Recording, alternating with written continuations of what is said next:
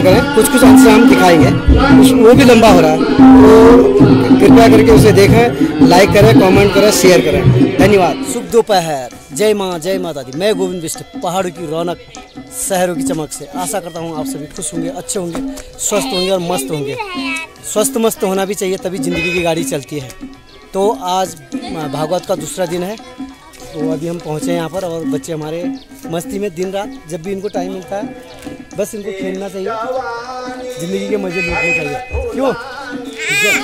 ज़्यादा पढ़ाई में टेंशन नहीं लेना और मज़े करना चाहिए ना ज़िंदगी के। हाँ चलो ठीक है, चलो आओ भागवत में भी हैं। तो चले अभी हम यहाँ भागवत कथा जहाँ प्रारंभ हो रही है, बच्चे डांस करने लगे।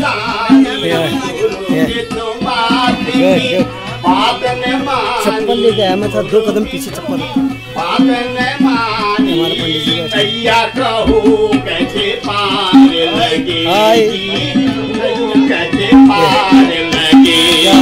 चले हैं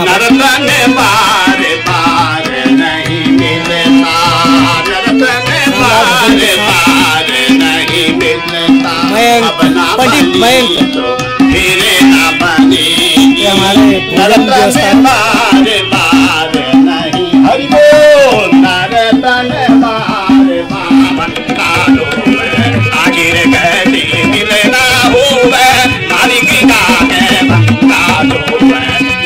जागे बंदा सोवे, मालिक जागे बंदा सोवे, आगे गए मिलना भूल दिया, मंदिर भूल दिया, मानो जगत में होगी गवाला। भागवत का आयोजन किया है, ये हमारे चाचा जी हैं गणेश दत्त जी, इन्होंने यहाँ पर भागवत का आयोजन किया है।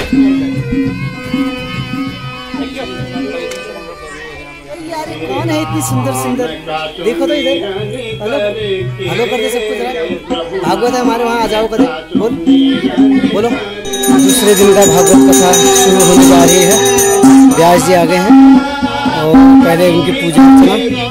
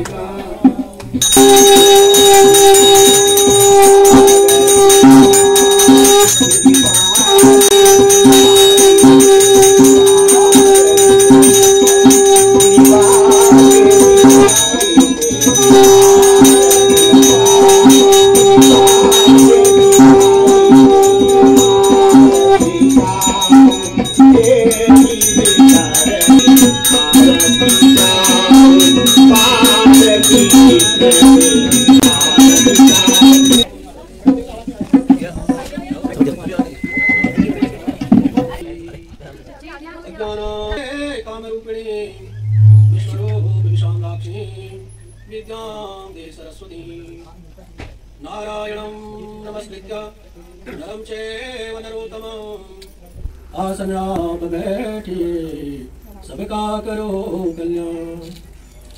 राधा कृष्ण शरणं, राधा कृष्ण शरणं, राधा कृष्ण शरणं, कृष्ण राधा शरणं। कल्पतरु श्री राधा कृष्ण जी की वांगमयी मूर्ति श्रीमद् भागवत महापुराण जी की कथा का आज इस पवित्र नैमिषारण्य में दूसरा दिवस चल रहा है।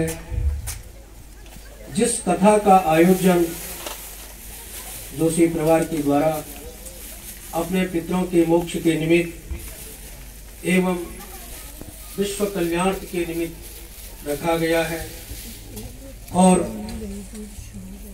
उन्हीं सच्चिदानंद घन भगवान श्री कृष्ण जी की कृपा से हम सभी लोगों को यह भागवत जी की कथा सुनने का अवसर प्राप्त हुआ। तुंग का मतलब होता है श्रेष्ठ, तुंग का मतलब श्रेष्ठ, और भद्र का मतलब होता है कल्याण। यानी जो ये मानव शरीर है, जो ये मानव चोला है, यही एक तुंगभद्रा नाम की नदी है। जो ये मानव शरीर है, हम चाहें ये मानव शरीर किस लिए मिला है, किसको पवित्र बना करके, तुंगभद्रा नाम की नदी बना करके। हे जीव, यदि तू इससे मुक्त हो सकता है तो हो ले भाई। है तुम्हारा आज उसी तुंगभद्रा नदी के किनारे सुंदर गांव बसे हुए हैं। वहीं एक आत्मदेव नाम के ब्राह्मण, बड़े धर्मात्मा, बड़े पुण्यात्मा, धन की भी कोई कमी नहीं, विवाह भी किया तो महाराज एक अच्छे कुल की कन्या के साथ। वहां नहरे क्यों मांग रहा प्रभु, कम से कम इसकी दो तो फूटेगी, तब तो गिरेगा ही कुएं में। है तो ये महाराज इसी प्रकार के विचार जिनके होते हैं, वो कौन है, धुंधली है महाराज। बहुचल पिका, अरे इसने इतना पा लिया, इतना कर लिया, लेकिन महाराज वो दिन रात काम में लगी रहती है।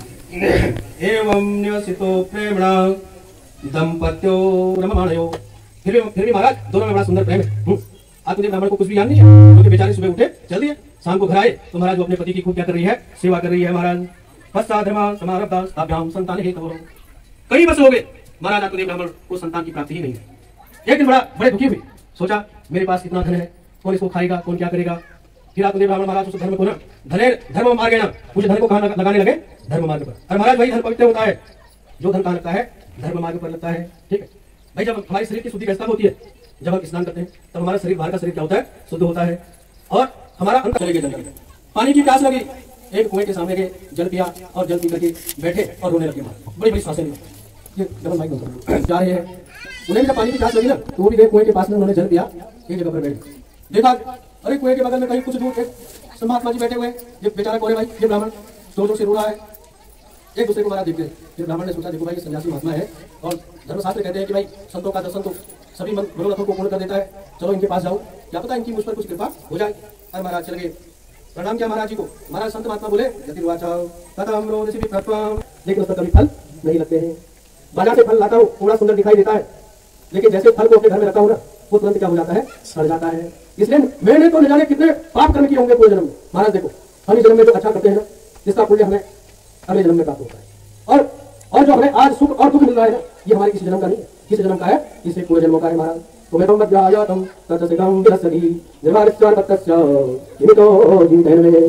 महाराज मैं अब जीना नहीं चाहता, मेरी जीने की इच्छा है भी नहीं। हाँ, यदि तुम कृपा करते हो मेरे ऊपर तो क्या पता फिर जी भी जाऊं। अब देखो महाराज, देखो जब संत मिलते हैं ना, तो सब दुख क्या हो जाते हैं, दूर हो जाते हैं महाराज। उन्हें दयाल, क्या है दयाल। संत कौन है भाई, जिसने भगवान वस्त्र पहन लिया, कोई जरूरी है कि वो संत हो। अरे जो दीन दुखों पर गांव में दया करता है, सबकी सेवा करता है, सबकी मदद करता है, वही सबसे बड़ा क्या है, संत है। वही सबसे बड़ा क्या है, संत है महाराज। दयाई ब्राह्मण को देकर के, तो महाराज तपस्वी तो थे, ब्राह्मण के ललाट के रेखाओं को पढ़ लिया, बांट लिया। तो उन्होंने क्या देखा कि भाई इसके भाग्य में किसी जन्म में तो क्या 7 जन्मांतर थी, 7 जन्मों तक भी इससे संतान सुख की प्राप्ति नहीं हो सकती। अरे ब्राह्मण देवता क्या करोगे संतान से, कोई जरूरी है कि जिस संतान से हम सुख की इच्छा रखें वो संतान हमें सुख देगी, ऐसा हो सकता है? नहीं, वही संतान हमें दुख भी तो दे सकती है। इसलिए तुम संतान की चिंता छोड़ो और क्या करो, तब करो। कष्ट हुआ था, इसलिए राजन, हे ब्राह्मण देवता, जो आनंद संन्यास में है ना, वो आनंद जो है कि गृहस्थी में नहीं है।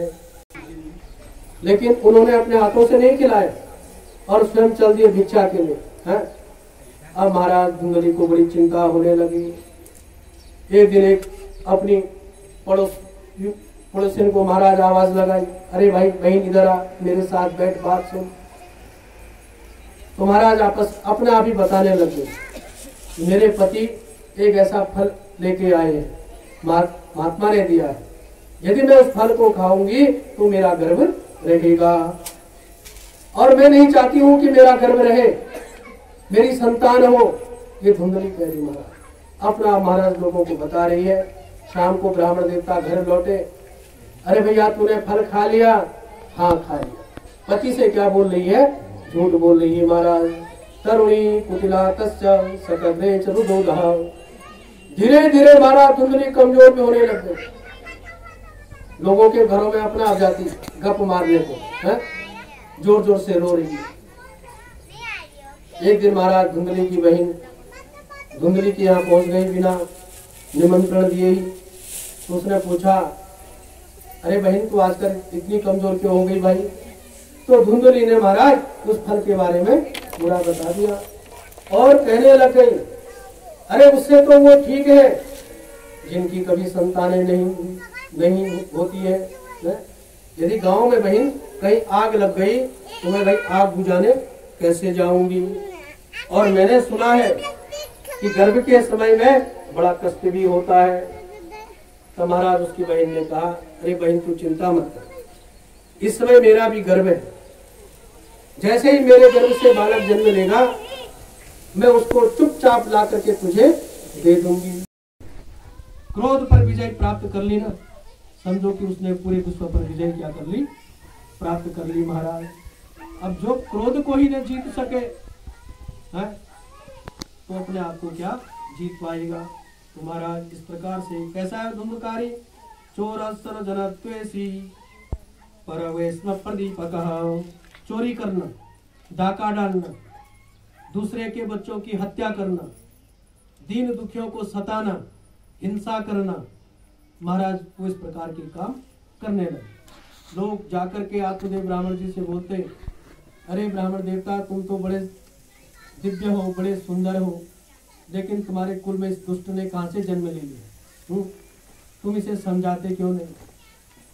आत्मदेव ब्राह्मण जी महाराज बड़े दुखी मन में सोचने लग गए, अरे इससे बढ़िया तो तब था ना जब मैं निसंतान था, जब मेरी संतान ही नहीं थी।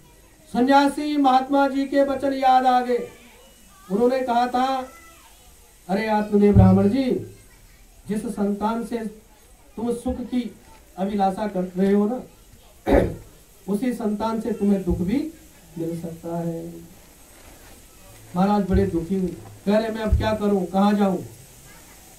देखिए महाराज, जब संतान दुष्ट निकलती है, दुष्ट होती है, तो माता पिता को सबसे ज्यादा कष्ट होता है।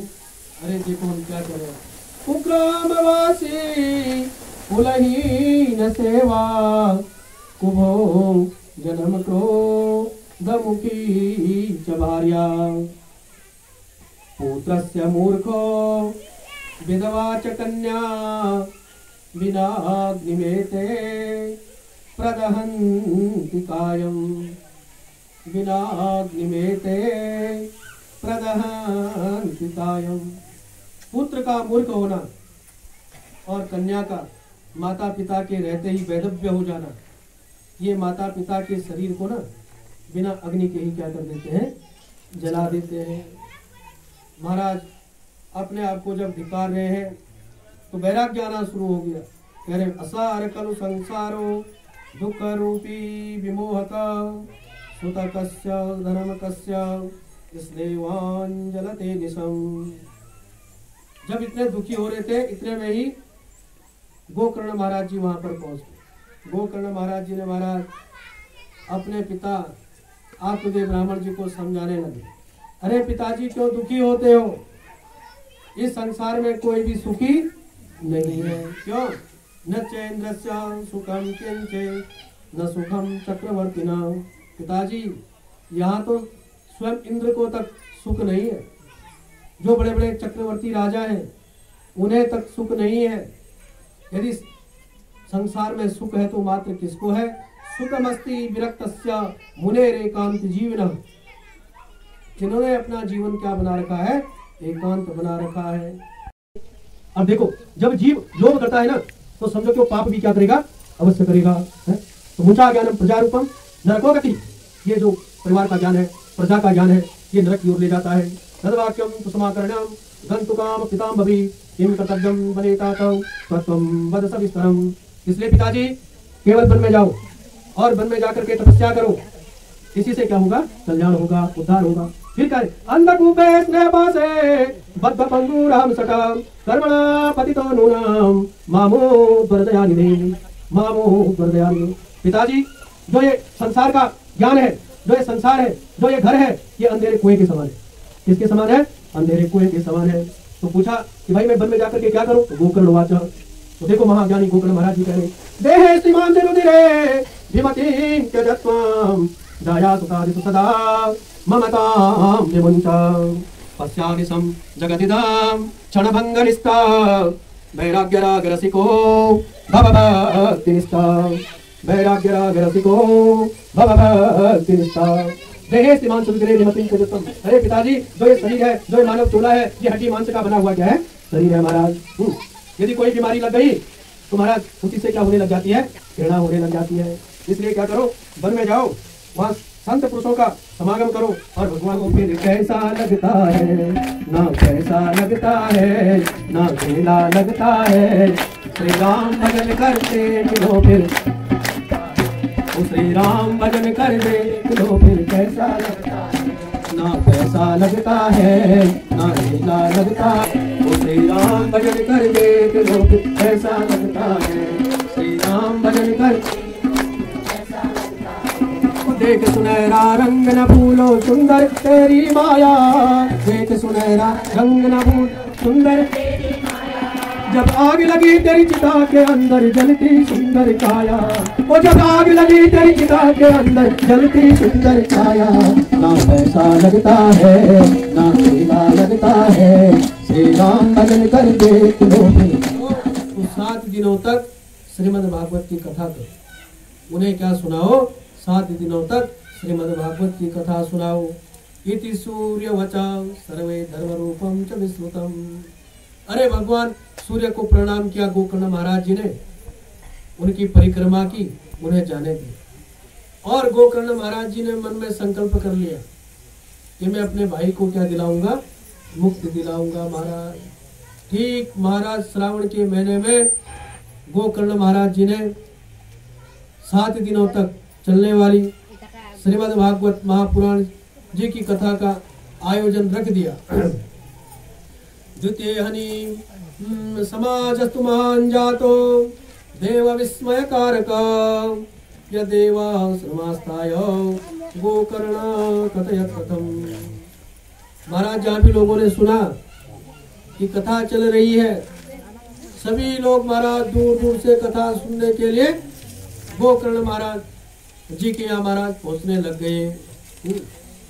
एक भाग में स्त्रियां बैठी है, एक भाग में पुरुष बैठे हुए हैं, संत महात्मा भी आगे महाराज। जैसे प्रथम दिन की कथा प्रारंभ हुई, धुंधकारी भी महाराज उसी कथा मंडप के चारों ओर घूम रहा है, लेकिन उसे कहीं बैठने के लिए स्थान नहीं दिखाई दिया। अंत में धुंधकारी की नजर कहाँ पड़ गई? एक 7 गांठ वाले बांस के डंडे पर। और महाराज वो धुंधकारी उस बांस के डंडे में जो 7 गांठ थे ना, उसके सबसे मूल एक गांठ में आकर के बैठ गया। 7 दिन की जैसे ही कथा पूर्ण हुई, वो बांस के डंडे के अपने आप क्या होंगे? 2 भाग होंगे, 2 हिस्से होंगे महाराज। और उसके अंदर से महाराज एक सुंदर दिव्य पुरुष उस कथा के मंडप में क्या हो गया? प्रकट हो गया महाराज। दिव्य रूप धरो जाता तुलसी दाम मंडिता पीतवासा घनश्यामो मुकुटी कुंडलान्विता। और वो पुरुष कैसा है?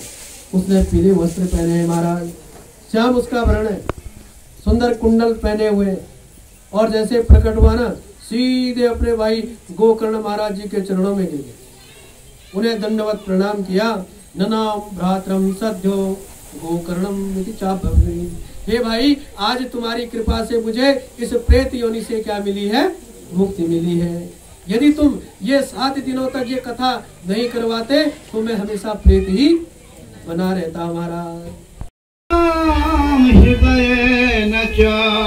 मद्भक्ताय गायन्ति तत्प्रतिष्ठामि नारद। चला रहे हैं रचाया कीर्ति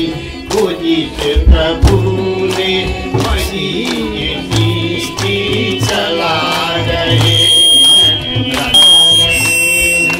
जो पेड़ हमने लगाया पहले, जो पेड़ हमने लगाया पहले, उसी का फल हम अब पा रहे हैं। रचाया किसी कुछ प्रभु ने, वही सीधी चला रहे हैं। रचाया किसी कुछ प्रभु ने, वही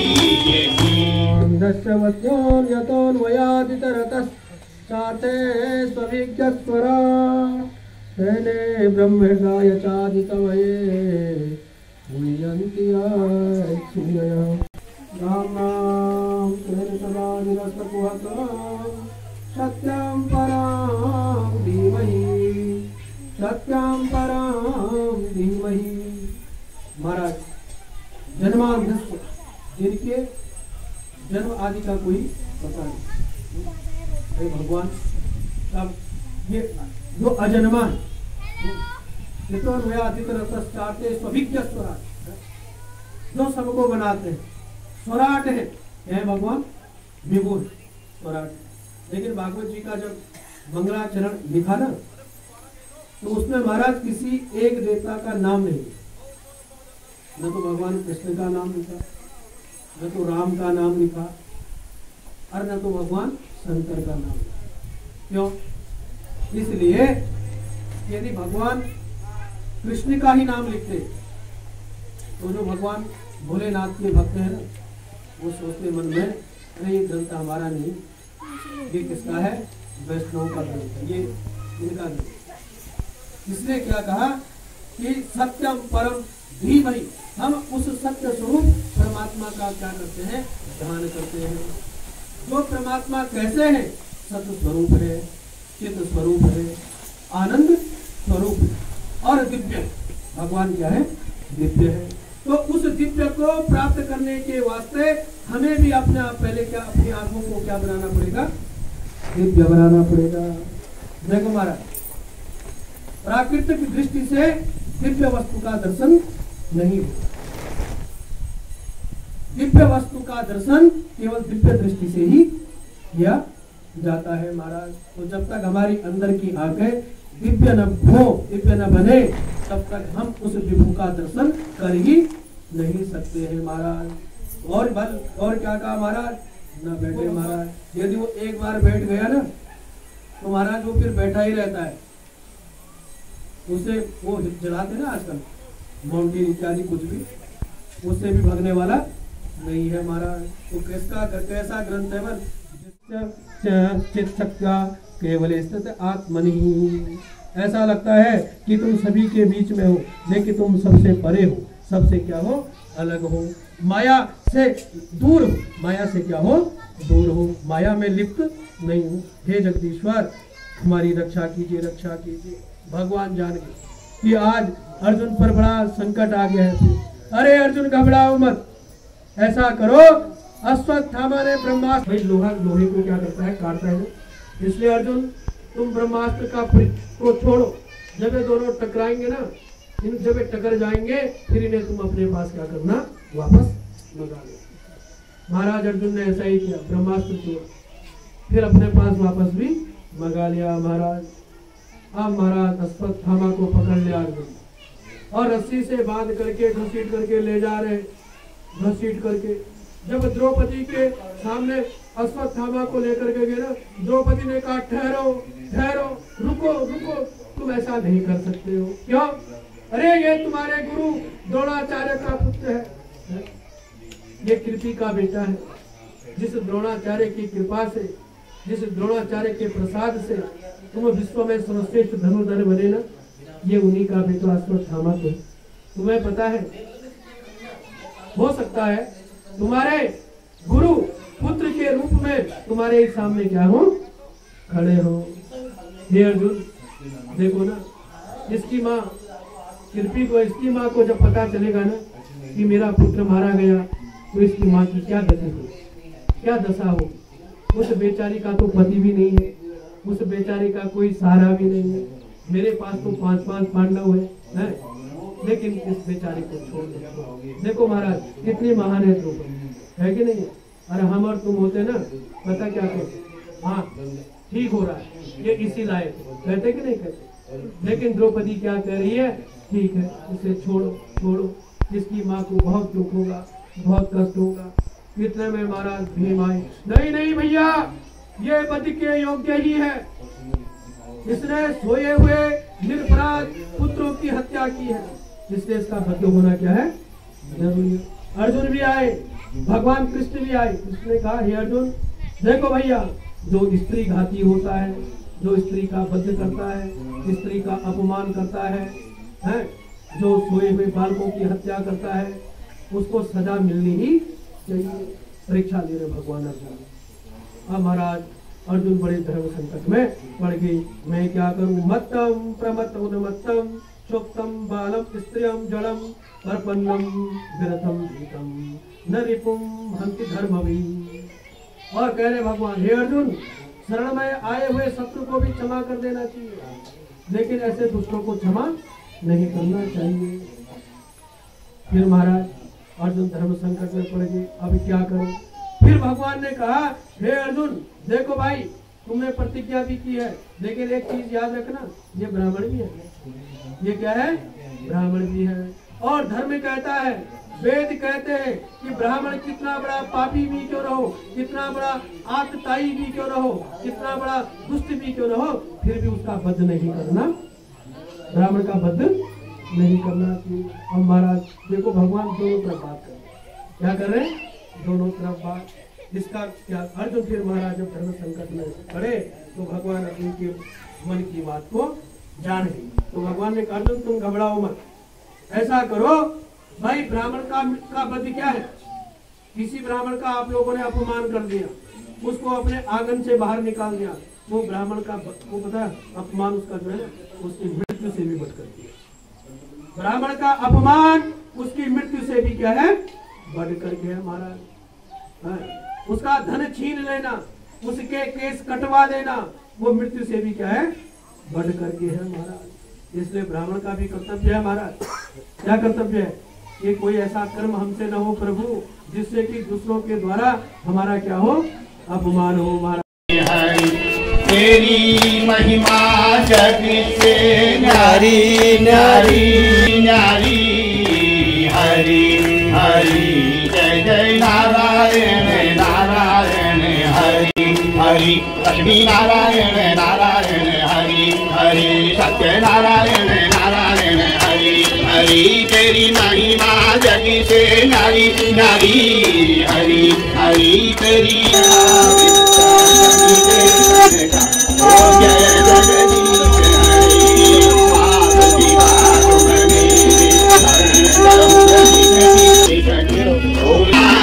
स्वामी तुम अंतर्यामी, ब्रह्म परमेश्वर पिता परमेश्वर, तुम सबके स्वामी।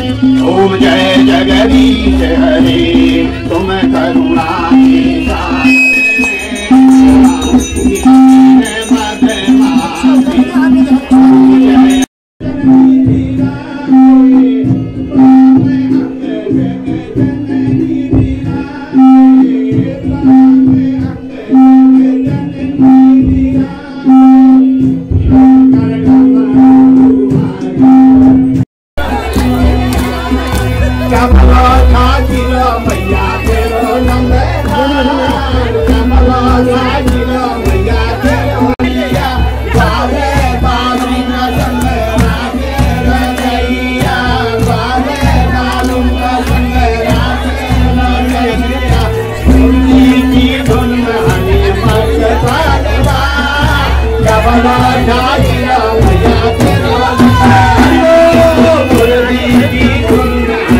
Hare